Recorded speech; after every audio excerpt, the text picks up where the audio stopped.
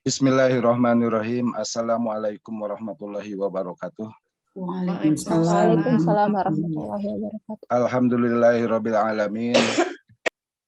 Wa bihi nasta'inu ala umuri dunya waddin.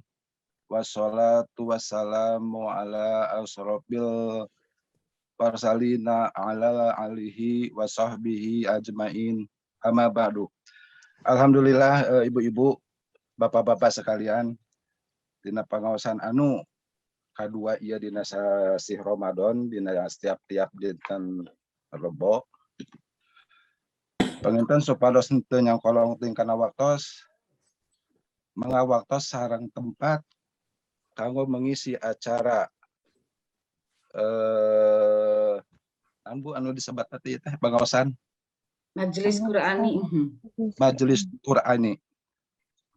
Anu kuabi dipi kahormat mangga nyangakeun ka Bapak Malki, Ustadz Malki, mangga nyangakeun waktu sareng tempat. Assalamualaikum warahmatullahi wabarakatuh. Waalaikumsalam. Alhamdulillahilladzi arsala rasulahu bil huda wa dinil haq liyudhhirahu 'ala dini kullihi wa kafa billahi syahida.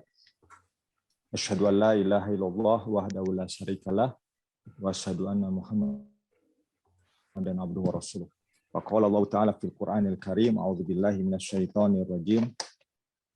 Ya ayyuhalladzina amanu kutiba alaikumusiyam kama kutiba alal ladzina min qablikum la'allakum tattaqun. Wa qala Allah ta'ala aidan, a'udzu billahi minasyaitonir rajim. Wa nafsi wa ma sawwaha fa'al hamaha fujuraha wa taqwaha qad aflaha man zakkaha wa qad khaba man dassaha.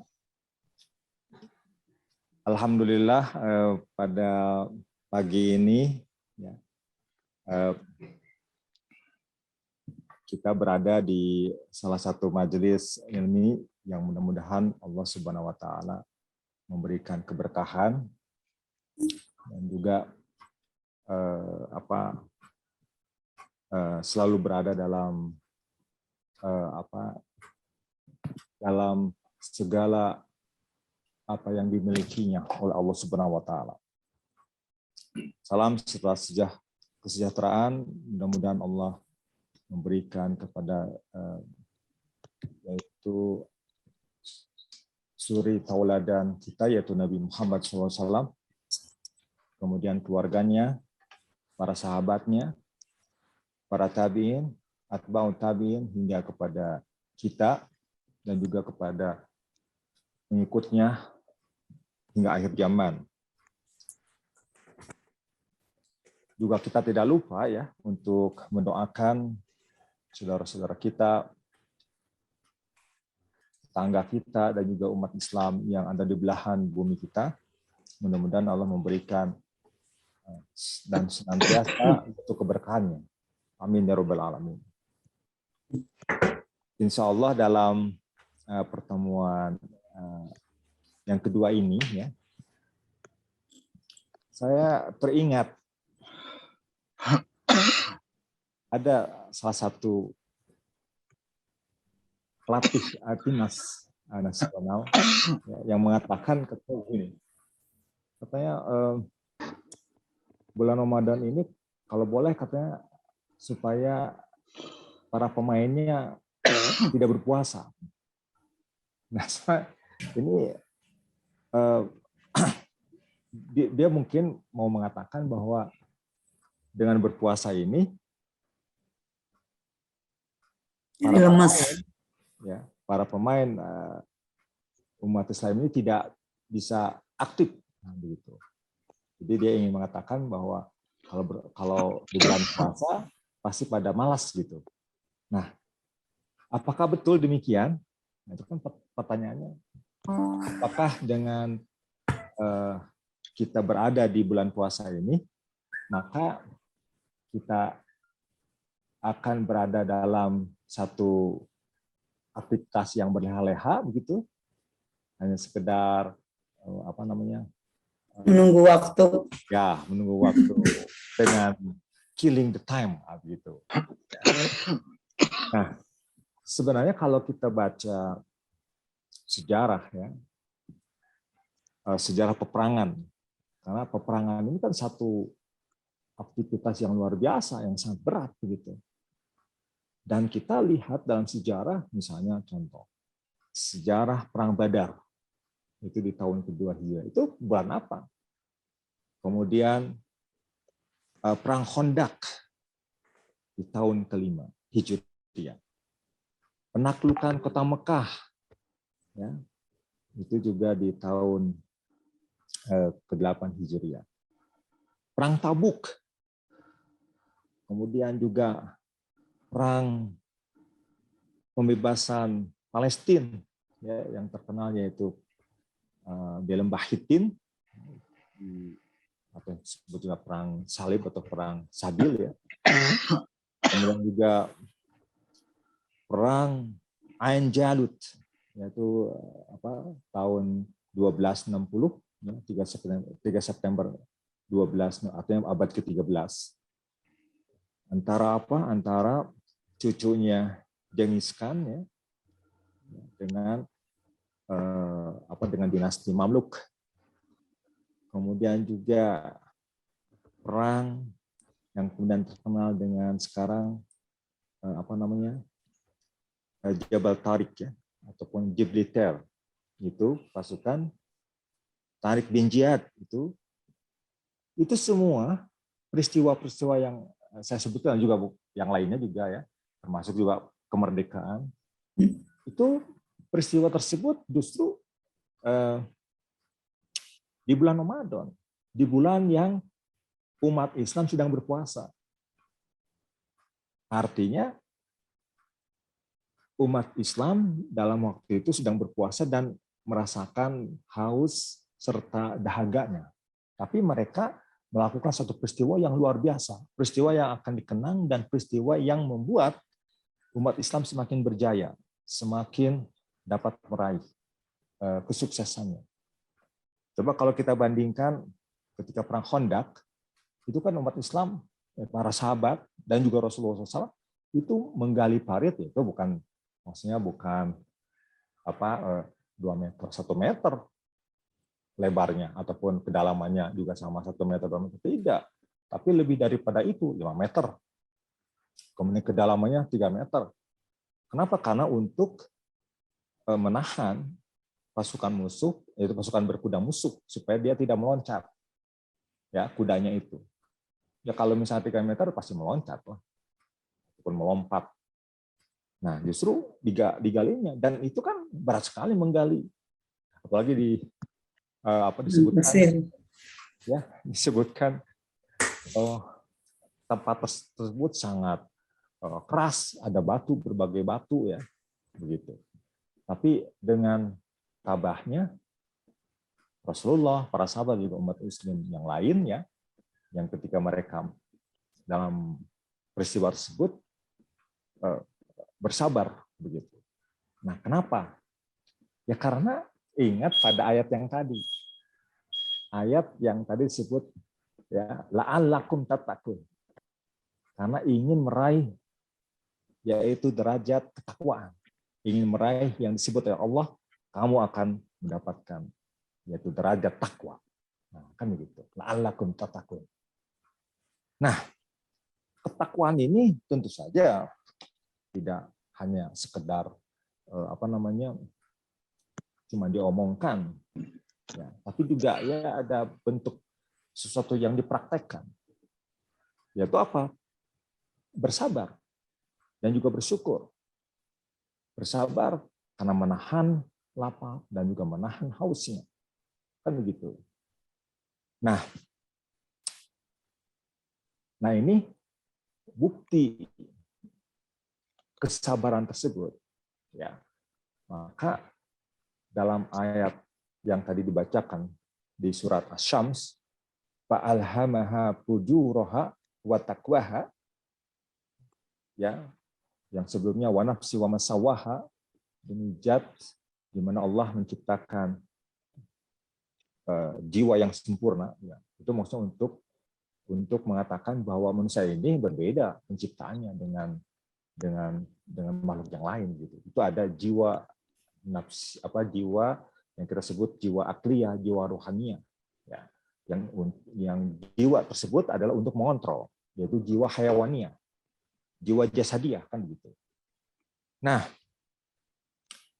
jadi Rasulullah, para sahabat dan umat Islam yang berusaha untuk meraih ketakwaan itu dalam konteks, ya, karena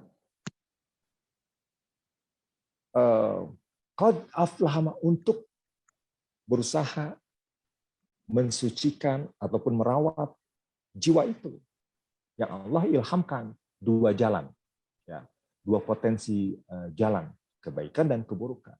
Jadi dengan kesabaran tersebut tidak pernah mengeluh, ya, mengeluh pasti ada, tapi ya, tidak kemudian dengan mengeluh itu kemudian merusak aktivitas ibadah dan seterusnya, ataupun misalnya apa yang dibuat oleh seseorang dengan tazkirahnya, membaca Al-Quran dan sebagainya, itu dalam konteks untuk merawat jiwanya. Nah, karena itu kita bisa lihat, kalau kita bisa melihat seseorang misalnya sedang membaca Al-Quran, itu akan menginspirasi kita. Oh, dia sedang melakukan suatu perbuatan kebaikan. Itu sebenarnya akan memotivasi kita juga untuk melakukan perkara yang sama. Karena itu bagian daripada proses qad aflaha man zakkaha.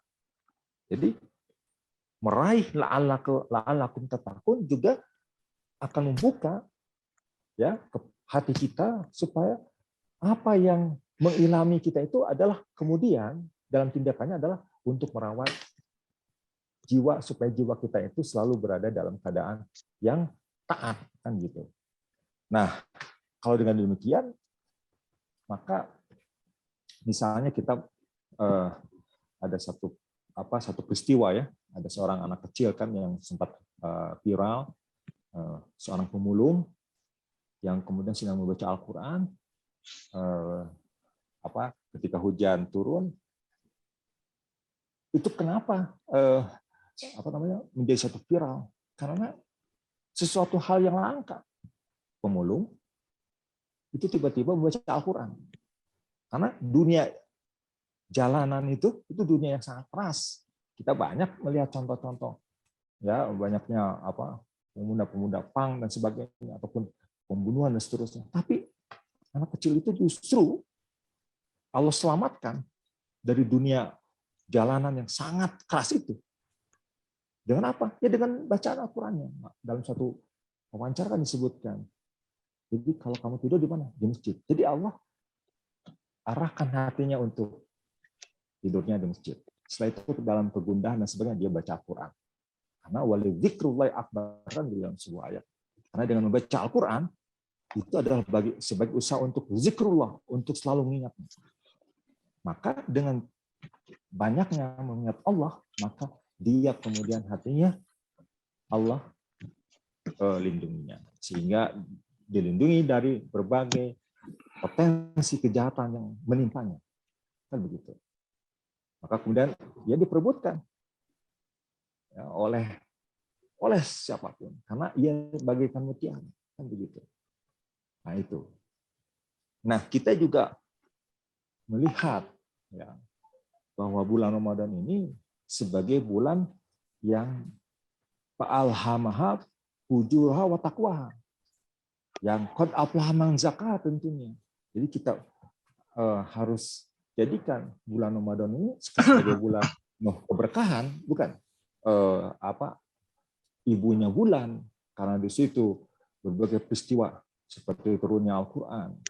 Kemudian disebut juga ada satu peristiwa tanggal 21 ataupun bulan-bulan ganjil, ya, dan seterusnya. Nah, maka kita jadikan ini sebagai satu yang mengilhami kepada ketakwaan, kepada jalan takwa. Sehingga kita dapat menjadikan bulan ini sebagai satu usaha untuk merawat hati kita, ya, merawat hati kita supaya kita bisa juga bersabar sebagaimana bersabarnya para Rasulullah, para sahabat dan umat Islam yang lain ketika mereka berperang, ya, dalam keadaan yang sangat berat, begitu. Nah, kita juga. Jadi kalau kemudian kita mengatakan, kenapa kita nggak sanggup membaca Al-Quran, misalnya tadarus, ya, misalnya tidak ditingkatkan, hanya sekedar saja, tapi dia ditingkatkan, tidak ada program, misalnya. Kalau bisa 1 hari 1 juz, misalnya. Sehingga dengan bersyukurnya kita mengatakan, saya alhamdulillah dapat menamatkan 30 juz selama 1 bulan Ramadan. Nah, kenapa tidak? Karena kaum muslimin justru di samping dia juga dapat menamatkan, tapi juga dia berperang. Dalam pengertian fisiknya juga terkuras, tapi hatinya juga sama terkuras, tapi dia tetap bersabar. Nah, maksud saya, peristiwa-peristiwa tersebut itu harus dijadikan sebagai alhamaha fujuraha wa taqwaha, sebagai satu peristiwa, ya, yang Allah ilhamkan. Itulah harus membuat kita tersadar untuk melakukan satu perbuatan yang baik. Termasuk juga ketika ada seorang anak kecil yang hidup di jalanan yang penuh dengan berbagai peristiwa yang sangat berat, tapi dia mampu melewatinya, maka kita jadikan itu juga sebagai satu usaha yang baik untuk kita jadikan sebagai iktibar, sebagai satu yang inspirasi, sebagai satu yang memotivasi kita. Maka kalau kemudian ada satu bisikan untuk meleha-leha, maka kita ingat kepada peristiwa-peristiwa tersebut. Oh, sebagaimana misalnya dalam satu obrolan, ada satu tetangga datang ke rumah, dia melihat, banyak sekali katanya kita ya betul, sebelah mereka itu, para penulis itu, penulis kitab dan sebagainya, mereka menulisnya, mereka kemudian bukan sekedar menulis tapi juga memikirkannya. Kita hanya membacanya. Jadi kalau mereka itu sudah berusaha dengan sekuat, dengan luar biasanya, ya, mengalokasikan waktunya, bukan saja misalnya memikirkan, tapi juga menulisnya, kita hanya sekedar membacanya. Nah, itu seumpama itu bagian daripada motivasi. Ya, ini minimal buat saya untuk memotivasi bahwa membaca itu lebih ringan. Mereka sudah menuliskannya, kan begitu. Kedua, kemudian menuliskannya untuk menyelesaikan persoalan. Jadi menulis apa yang ditulis oleh para ulama untuk menyelesaikan persoalan yang dihadapi oleh umatnya pada waktu itu, sehingga kemudian menjadi satu jawaban. Nah, ini juga satu inspirasi buat kita, karena kita sudah membacanya, kan. Jadi bukan sekedar juga menulis hanya untuk adanya tuntutan akademik, tidak juga, bukan. Nah, itu juga. Jadi semakin level tinggi lagi. Begitu juga cara kita bekerja. Karena kenapa spirit seperti bekerja on time kah, hard working, kenapa ada dalam masyarakat yang non Islam misalnya, ya, di Jepang, antrinya on time-nya, dan juga di masyarakat. Kenapa? Karena sebenarnya kalau kita baca dalam sejarah, justru mereka itu terinspirasi oleh satu tradisi dan masyarakat yang dilakukan oleh masyarakat Islam, sehingga kemudian menginspirasi. Makanya jangan salah kemudian kalau khazanah Islam itu bagi masyarakat di Eropa itu adalah satu jendela untuk meraih kemajuan. Hanya saja mereka menyisihkan atau membiarkan aspek spiritualitasnya, kan begitu. Termasuk juga di Jepang dan seterusnya. Mereka juga terinspirasi. Makanya kan Franz Rosenthal, ya, dalam salah satu bukunya Knowledge Triumphant, dia mengatakan bahwa tamadun Islam itu atau peradaban Islam itu dicirikan itu bukan pada bangunannya. Ya, kalau misalnya peradaban Mesir itu kan ada bangunannya, piramidanya, yang lain. Tapi peradaban Islam itu dicirikan dengan peradaban ilmunya. Yang di situ adanya satu tradisi keilmuan. Bukan saja ilmu itu hanya dimiliki oleh para ilmuwan, tapi juga ia menjadi satu ilmu yang dapat dipraktekkan oleh masyarakat. Sehingga terjadilah satu peradaban yang dia tidak adanya satu pemisahan antara ilmu dan amal. Kenapa? Karena peradaban Islam itu justru dua-duanya ada, ilmu dan amal. Sehingga lahirlah yang disebut konsep adab. Jadi adab itu adalah ilmu, ya, ada satu pengakuan terhadap seseorang, tapi juga adanya satu perbuatan yang dibuat, yaitu amal. Nah, makanya bulan Ramadan ini saya mengajak kepada saya sendiri dan juga kepada para hadirin di sini untuk menjadikan itu sebagai satu momentum, ya, di bulan Ramadan sebagai satu momentum pendidikan atau sekolah bagi menguatkan jiwa kita, ya, jiwa kita supaya lebih menjadikan hal-hal yang takwa, yaitu potensi jalan kepada kebaikan, ya, sebagai satu cita-cita supaya dapat diraih. Karena kalau itu kita bisa buat, maka insya Allah akan memberikan satu derajat, satu pemberian tempat makom bagi kita, ya, dan juga umat Islam yang lainnya adalah makom yang begitu kita impi-impikan itu la'allakum tattaqun. Ya, saya pikir jadi apa yang di awal saya sebutkan, yaitu satu sikap dari seorang pelatih timnas itu yang mengatakan lebih baik umat Islam nggak usah ikut saum, itu adalah sesuatu yang sangat kita sebut sangat menantang gitu. Apakah untuk meraih satu tabiat, ya, satu sikap, satu kerja, misalnya kalau kamu berada di bulan puasa pasti kamu berleha-leha. Nah, kita buktikan sebenarnya tidak. Kenapa? Karena Rasulullah, para sahabat dan juga umat Islam yang terdahulu telah menunjukkan tidak, bulan puasa justru mereka akan semakin membuktikan imannya semakin meninggi, dan juga amaliyah yang dibuatnya juga menunjukkan satu amaliyah yang luar biasa. Bukan. Jadi bulan puasa adalah bukan bulan di mana kita berleha, di mana kita menghabiskan waktu dengan sesuatu yang tidak bermanfaat. Tapi bulan puasa justru adalah bulan di mana kita meraih sesuatu yang sangat baik, ya, produktif misalnya, produktif dalam pengertian juga membaca Al-Qur'annya, tadarusnya, majelis ilminya, kemudian tarawihnya. Kita tidak terbiasa misalnya sholat yang berpanjang-panjang, tapi di bulan puasa kita dipaksa, dilatih untuk mengikuti sholat tarawih yang lebih daripada 11 rakaat, begitu. Ya, kemudian juga kita buktikan bahwa Rasulullah juga pernah melakukannya dengan para sahabat, dan kita juga mengikutinya, ya. Jangan sampai kita dikatakan bahwa umat Islam itu memblek, tidak. Kemudian juga kita dilatih juga untuk selalu jujur, ya. Kenapa? Karena di bulan puasa kita dididik untuk jujur, bukan? Nah, kemudian juga kita dididik juga untuk selalu amanah, ya, di bulan puasa, kan? Karena tidak dilatih,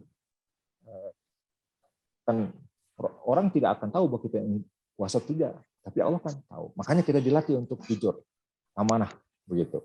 Kemudian satu lagi, kita ingin jiwa kita Idul Fitri, kembali kepada fitrah. Dan itu sejalan dengan makna adin. Salah satu makna adin itu adalah fitrah. Dinul fitrah, agama fitrah. Ya.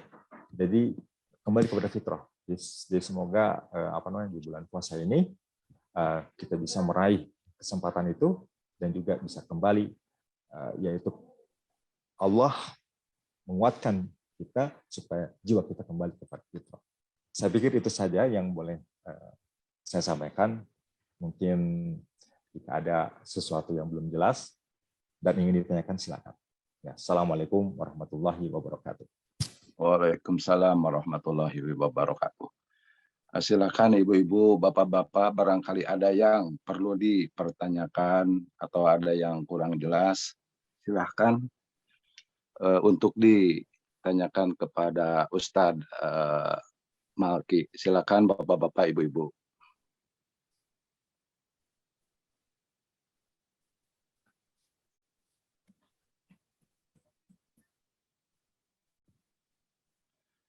Barangkali ada yang perlu ditanyakan, silakan bapak-bapak, ibu-ibu.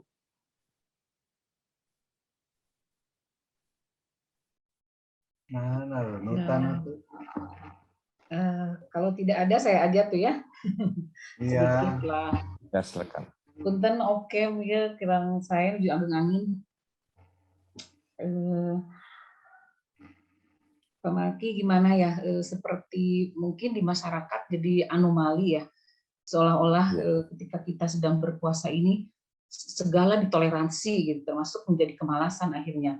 Ya sekedak sakedik, itu udah menuju puasa, misalnya, aduh menuju puasanya pan itu gitu kan. Jadi kalau ada apa-apa satu kegiatan atau satu planning rencana ini di masyarakat umum gitu ya. Pasti sebaliknya tadi itu seperti anomali ya, berpikir berbeda gitu, sebaliknya itu yang terjadi di masyarakat. Berpikir sebaliknya bahwa justru banyak yang harus ditoleransi di bulan puasa ini gitu. Padahal kan tadi menurut agama tidak seperti itu. Nah, bagaimana misalnya ada tips-tips yang efektif gitu ya, memberikan pemahaman kepada masyarakat bahwa justru di bulan Ramadan ini kreativitas dan inovasi itu harus meningkat gitu. Karena Rasulullah juga tadi mencontohkan ya bagaimana beliau ketika sedang melakukan peperangan itu pada bulan puasa. Sebenarnya itu juga yang menginspirasi saya gitu, termasuk ya ingin melakukan berbagai kreativitas termasuk aktivitas dakwah di bulan puasa ini gitu ya. Dan juga pembangunan rumah edukasi alam saya itu di awal bulan puasa gitu. Tadinya ada juga sebetulnya Pak Malki rada meron gitu, rumahnya bulan puasa nih. Nah, tapi kan tidak boleh berpikir seperti itu gitu, justru harus terinspirasi gitu ya, bahwa ini bulan puasa Rasulullah juga kan melakukan hal-hal sehingga sukses itu justru di bulan puasa, di bulan yang penuh berkah ini. Jadi banyak mungkin pertolongan dari Allah di bulan puasa ini melalui keberkahan itu. Jadi itu tadi ya, bagaimana menanamkan di masyarakat luas sebenarnya tadi berpikir yang sebaliknya. Di agama seperti tadi ya, justru masyarakat itu berpikir segala ditoleransi di bulan puasa ini. Yos menuju puasa, entong kegiatan itu kan bulan puasa, ulah entong berjalan kegiatan itu sampai kegiatan itu dipending gitu karena bulan puasa gitu ya. Nah, mungkin itulah mangga seperti Pak Malki, mangga atur nuhun. Ya, sama-sama. Assalamualaikum. Waalaikumsalam. Sebenarnya kita mesti banyak ya menceritakan sejarah-sejarah ya, jadi dengan banyak contoh peristiwa-peristiwa di masa lalu, bagaimana mereka dengan segala sikap, kemudian juga yang lainnya. Nah, tentu saja ini kan juga berkaitan dengan adanya satu tradisi keilmuan. Jadi pertama, karena kekurangannya bacaan yang dijadikan sebagai bahan ya oleh masyarakat, sehingga mereka tidak melihat bahwa justru dalam bacaan tersebut kan kalau kita baca mungkin banyak informasi. Misalnya karena tidak diketahui tentang peristiwa ini, jadi akhirnya tidak memberikan satu inspirasi gitu. Nah, karena kan kenapa dalam Islam itu thalabul ilmi itu fardhu ya, fardhatun ataupun wajib, itu karena untuk mendapatkan apa yang kita sebut sebagai ilmu pengenalan, bukan ilmu pengetahuan. Itu juga ada satu perbincangan satu pembahasan juga, apa bedanya ilmu pengenalan dan ilmu pengetahuan. Ilmu pengenalan itu ilmu samiyat atau ilmu gaibat. Kalau ilmu pengetahuan itu adalah ilmu syahadat. Ya, itu istilah lah. Samiyat itu kan seperti kenapa kita percaya bahwa Rasul itu ada, padahal kita kan tidak mengalaminya, tidak pernah tidak hidup sejaman. Dan Rasulullah misalnya mengatakan kalau orang yang orang yang taat itu akan mendapat pahala di surga. Surga itu kan sesuatu yang abstrak, yang tidak pernah kita mengalaminya, orang juga tidak pernah dapat memberitahunya atas secara empirik. Tapi kan itu adalah pembahasan ilmu samiyah. Walaupun itu sifatnya ilmu samiyah, tapi kita mengimaninya. Jadi ilmu samiyah itu adalah ilmu yang didengarkan. Kita percaya karena kita mendengar. Mendengar dari mana? Itu kabar yang daripada Rasulullah kemudian melalui para ulama sampai kepada kita. Nah, masalahnya kan ilmu pengenalan ini itu tidak disampaikan kepada masyarakat umum tentang peristiwa yang tadi, yang menjadi inspirasi dan juga motivasi. Sikap yang tadi itu, yang pertama mereka tidak mengenalinya kan dengan bacaan tersebut. Artinya mereka tidak pernah membaca lah begitu. Jadi literasinya kurang. Yang kedua, tidak banyak misalnya cerita-cerita yang itu sebenarnya real, tapi itu ada gitu. Ya, seperti misalnya seperti anak kecil, itu kan ada yang melakukan seperti itu. Nah itu kalau itu banyak disampaikan kan jadi inspirasi. Kenapa kita tidak? Gitu. Ketiga, perlu ada satu tradisi yang dulu misalnya kan Eropa zaman kegelapan, Dark Age itu kan mereka tidak mengenali yang disebut dengan air suci itu. Mereka makan, minum, ya, minum, mandi. Ya, mandi itu kan dari air yang sangat kotor begitu. Tapi mereka kan akhirnya terinspirasi ketika mereka berinteraksi dengan dunia Islam. Sehingga kemudian sekarang bukan. Kemudian juga tentang tradisi. Misalnya ini contoh yang seperti itu, konsen seperti mengenal. Sebagaimana kita mendidik anak, misalnya anak lelaki gitu ya, untuk membiasakan supaya sholat di masjid, itu kan harus sejak kecil diperkenalkannya. Kalau udah terbiasa, ketika dilepas dia akan terbiasa juga, kan begitu. Nah, seperti misalnya hewan yang sudah didomestikasi, ya, kemudian kalau dia ingin kembali ke dunia alam, ke alam terbuka, dia kan harus dilatih lagi, dibiasakan lagi. Nah itu kayak begitu. Jadi ada proses juga, proses edukasi yang sangat panjang sebenarnya. Tidak bisa, makanya salah satunya adalah dengan proses percontohan. Contoh daripada kita sebagai orang yang berilmu misalnya, bagaimana orang yang berilmu itu kerjanya, kemudian hidupnya, tuturannya, sikapnya, itu kan ada jadi contoh, ya kan? Makanya anomali itu lahir karena tidak adanya contoh. Misalnya orang berilmu tidak mencontohkannya, dan kemudian tidak menunjukkan yang disebut dengan anomali-anomali itu, begitu. Nah di Barat, walaupun misalnya tidak adanya contoh yang berasaskan daripada agama, tapi dia menunjukkan pada nilai-nilai yang tadi, yang sekularistiknya. Jadi artinya tanpa harus beriman pun, tanpa harus beragama pun, saya bisa sanggup, saya bisa bekerja keras, saya bisa menunjukkan sesuatu yang produktif dan sebagainya, kan begitu. Nah kita harus melawan juga, gitu.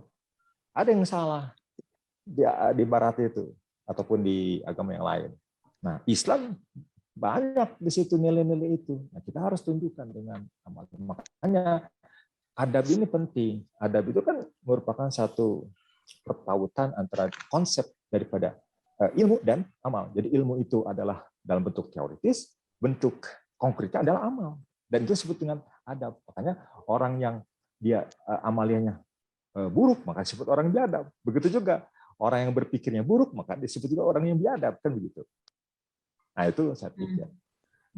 Saya teringatlah waktu di Malaysia itu, jadi kerja ya, disebut semacam tenaga kerja perempuan ya, dia turun dari bis, kemudian mau masuk ke tempat acara. Itu serta merta tiba-tiba harus mengantri. Saya bilang saya nggak pernah lihat di Indonesia, di Bandung gitu ya, tiba-tiba harus mengantri. Tapi kenapa di Malaysia bisa? Itu karena di Malaysia sudah dibuat antri itu sejak TK, dan saya lihat kan kebetulan anak kan di TK-nya di sana, jadi sudah dididik sejak TK gitu. Jadi kalau ngantri, mau nggak makan harus mengantri, mau ngambil air harus mengantri. Setelah selesai makan dibawa ke tempat itu. Jadi emang prosesnya harus panjang sekali. Kemudian saya mendapatkan inspirasi seperti ini. Kalau kita dikasih sesuatu, kita harus mengatakan terima kasih. Justru saya mendapatkan di Malaysia perihal yang tadi untuk mengatakan terima kasih. Nah, di Barat juga sama. Ucapan terima kasih. Misalnya dia turun dari mobil, dari bis, kemudian dia katakan kepada supir itu terima kasih.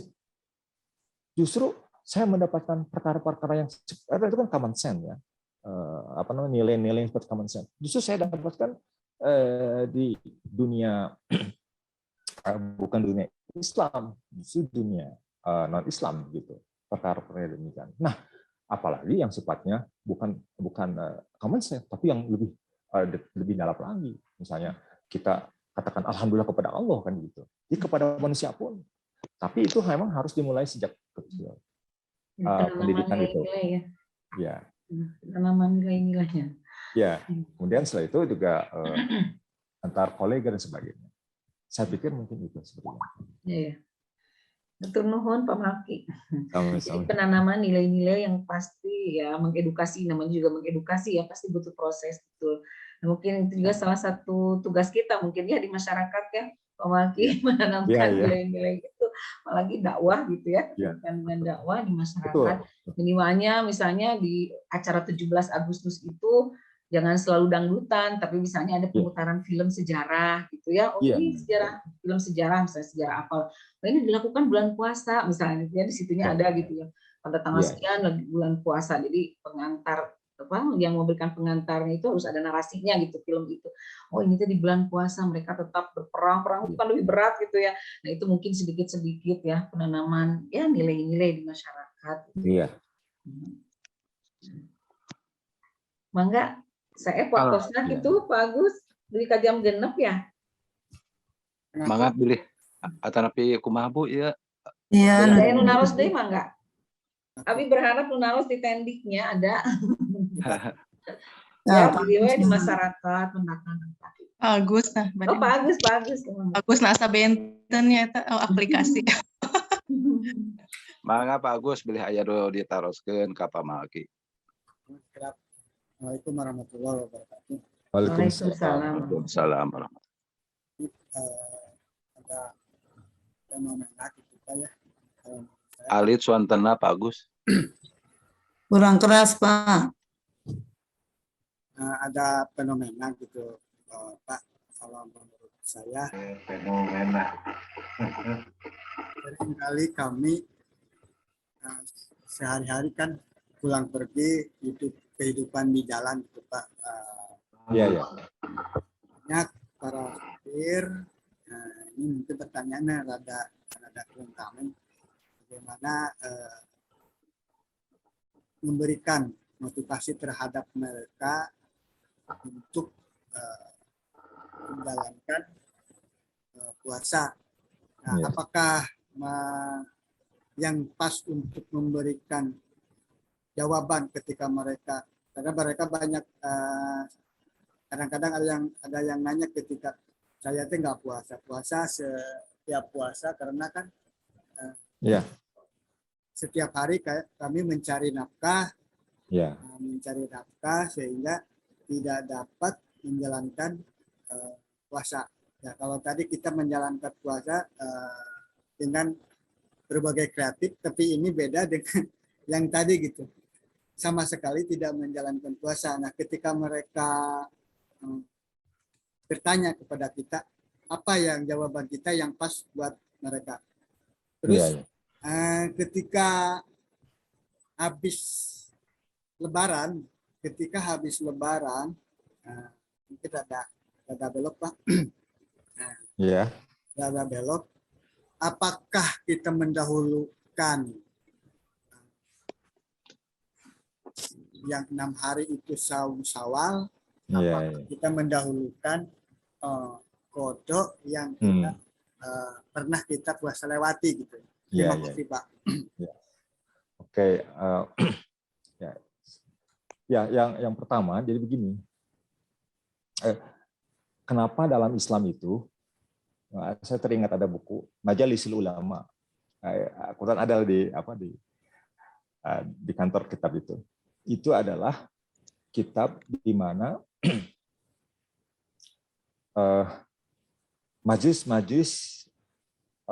ulama ya, dari yang awal ya, yang di situ memberikan nasihat-nasihat.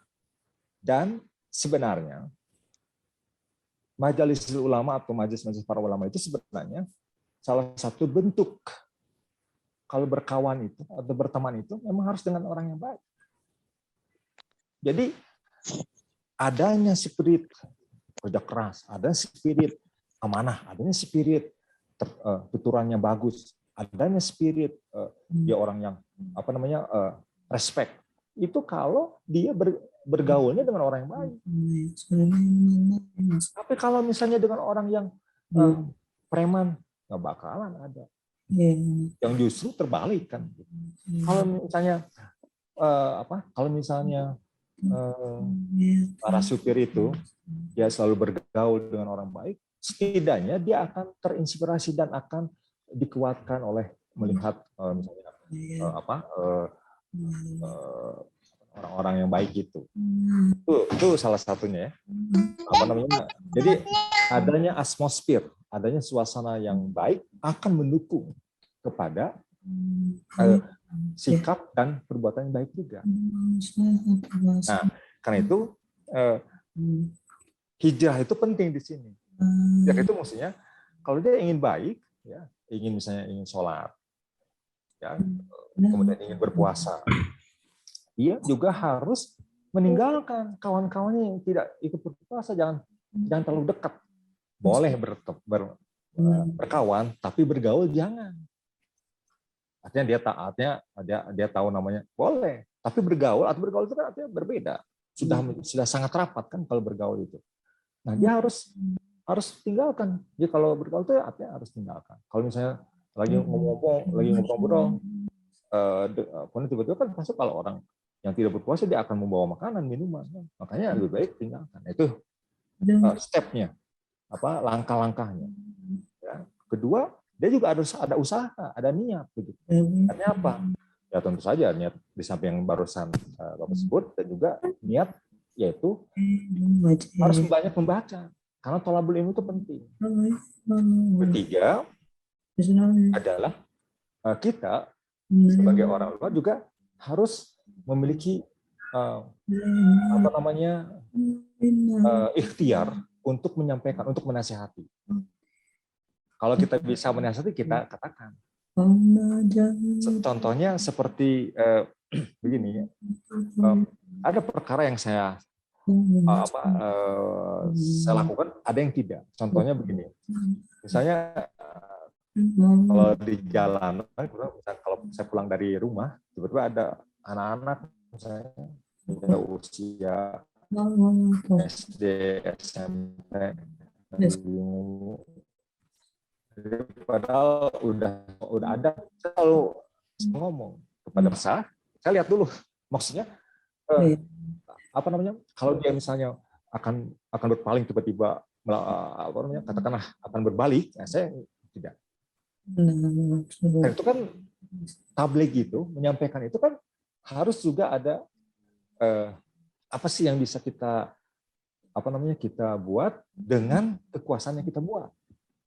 Mungkin kalau misalnya melakukan tabligh atau semacam mengajak ya kepada orang-orang yang dewasa yang misalnya preman, ya tentu saja kita pun semampu yang kita bisa. Tapi kalau misalnya anak kecil kepada anak SMP SMA, kalau kita bisa ya kita ajak gitu. Nah itu kan. Terus yang terakhir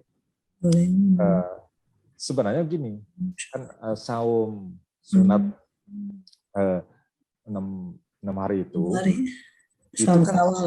ya itu kan waktunya sangat terbatas, hanya 1 bulan. Jadi para ulama memberikan atau memfatwakan lebih baik memprioritaskan dulu saum sunat ya Syawal itu berbanding mengkodok. Kenapa? Kalau mengkodok itu ada 11 bulan waktunya, sangat banyak. Tapi kalau saum sunat Syawal itu terbatas, hanya 1 bulan saja. Begitu. Itu salah satu fatwa yang disampaikan. Ya, atau yang sebagian lagi katakan itu kan saum sunat, lebih baik yang wajib dulu kan. Ya, tapi boleh saja yang wajib dulu, setelah itu yang sunat. Tapi jangan sampai kemudian kan karena setelah Syawal itu kan banyak acara, seperti acara halal bihalal dan sebagainya. Takutnya begitulah maksudnya. Jadi takutnya tidak sempat yang Syawal gitu. Itu saja begitu. Ya mungkin itu yang boleh saya sampaikan, tapi saya pikir boleh juga nanti bertanya kepada para ahli yang di sini juga gitu. Di sini kan ada Omar, ya, ada Pak Nandang, ada Bu Rodiah, boleh. Terima kasih. Boleh menambahkan ya sedikit aja. Ya, silakan. Tadi yang ditanyakan oleh Pak Agus, memang ada yang berpendapat tadi seperti Pak Malki bahwa sunat Syawal itu waktunya sebentar. Tapi jangan lupa bahwa hadis yang menyatakan siapa yang puasa penuh 1 bulan ditambah Syawal 6 hari, maka dia seperti saum selama 1 tahun. Nah, ketika melihat hadis ini berarti hutang dan Syawal itu waktunya harus sama. Baru nanti dihitung dia seperti saum 1 tahun gitu. Samakan dengan pemalki, kalau sudah Syawal mah suka banyak acara, terus kondisi kita itu masih bagus karena sudah sebulan sudah terlatih puasa. Nah, bagusnya membayar puasa wajib dulu, nanti baru sunnah. Tapi tetap dalam bulan Syawal gitu, Pak. Kalau di luar bulan Syawal tidak terhitung yang saum 1 bulan penuh ditambah dengan time. Jadi Allah itu akan menghargai ya orang yang mau berlomba-lomba gitu. Model berlomba kan ada juara 1, juara 2, 3, kemudian saya mau selesai tapi nanti ya 1 jam lagi, nah itu mau menang juara gitu. Jadi kalau saya memang harus wajib dulu. Banyak yang begitu, jadi wajib dulu, nanti baru ada jeda 1 bulan, meskipun yang menstruasi juga adalah 2 minggu gitu, karena kita ingin dapat hadiah dari Allahnya, harus berlomba gitu, tidak semuanya dapat gitu. Iya. Itu ya Pak Malki tambahan. Iya, terima kasih. Omar mau nambahan Bangga? Ya, dua-duanya saya setuju Bu gitu ya. Pak Wadek setuju, Ibu setuju. Cuma yang saya khawatirkan ketika tadi ada dari Pak Wadek, ya kita berlomba dari habis kita melanjutkan puasa selama 1 bulan ditambah 6 hari itu berlomba-lomba. Terus itu juga Ibu tadi mengatakan bahwa kita sebelum kita melaksanakan yang sunat, walaupun kita berlomba, setelah kita melaksanakan yang wajib dulu. Nah itu yang saya takutkan gitu ya. Yang saya takutkan begini, ketika kami atau saya menjalankan puasa tidak tamat atau bolong 1 hari 2 hari, terus saya itu melaksanakan yang 6 hari gitu. Rasanya saya masih punya utang. Nah, yang ditakutkan gitu. Yang ditakutkan utang tidak kebayar gitu ya. Tahu-taunya yang namanya usia gitu Bu ya. Nah itu maksud saya teh. Yang main usia setelah lebaran kita meninggal gitu. Padahal kita belum. Wajib untuk. Terima kasih Bu, Bapak. Ya. Ya, silakan mungkin Pak Komar. Sedikit saja dari Pak Komar. Ini ada kodok gantian yang itu betul pemeliharaan itu apa dia bagus. Pak Maki juga betul ada dalilnya dan ada kitabnya. Cuman masalahnya yang kodoa itu tidak mempengaruhi pahala selama di bulan puasa. Ya gitu. Yang kodo ataupun yang ya kena yang tidak puasa pada bulannya, walaupun di Syawal, pahalanya beda. Kalau yang 1 hari dalam bulan puasa, pahalanya sampai selama 1 tahun. Tapi yang qadha apun yang pijah hanya 1 saja. Ya, puasanya itu tidak sampai pahala besar seperti pada bulan puasa begitu. Tetapi tetap Allah hargai ya nilainya seperti puasa biasa saja gitu. Tidak punya nilai plus gitu. Ya, itu hasil kajian saya kemarin dengan beberapa Ustadz Ahmad Hidayat, Ustadz Uci, kebetulan ngumpul kemarin kajian-kajian saya itu di jamaah itu jalan, alhamdulillahnya. Itu saya tambahan. Jadi bagus yang manapun betul boleh tidak mempengaruhi nilai seperti yang puasa pada harinya. Ya, itu hanya sebagai pakai dalil wa antasumu khairul lakum. Ya. Pada puasa padanya itu lebih bagus ketimbang di luar waktunya begitu. Aja ya. Oke, barangkali itu saja. Pak Maki udah selamat ya. Mulai tugas harus serius. Iya. Ya. Alhamdulillah saya hari-hari membaik. Mudah-mudahan. Alhamdulillah. Amin. Dan bisa berkiprah lebih banyak untuk lembaga ya, untuk fakultas. Selama ini terus saja saya berlatih saja sampai ceramah pun masih berlatih. Jadi belum Sudah bagus Pak. Sudah perkembangannya luar biasa. Selesai. Alhamdulillah. Masih malu itu. Udah isin kene. Lancar gitu. Udah lancar ya Bu ya, udah bagus. Udah lancar. Nanti saya juga mau ikut promosi sama Pak Komar ke pesantren Pak Komar.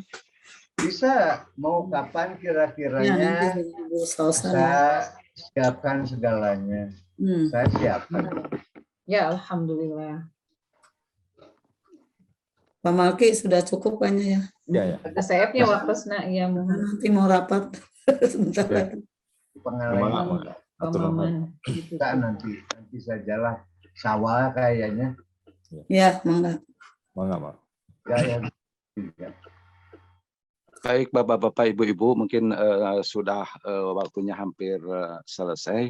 Terima kasih atas pembahasan yang sangat berarti bagi kita semua. Terima kasih kepada Pak Maki, Pak Ibu Dekan, Pak Komar, serang dosen sanesna. Penginten ditutup ku doa. Alhamdulillahirabbil alamin. Subhanaka Allahumma wa bihamdika asyhadu an la ilaha illa anta astaghfiruka wa atubu ilaik. Terima kasih kasadayana. Amin Allah ya rabbal alamin. Wassalamualaikum warahmatullahi wabarakatuh.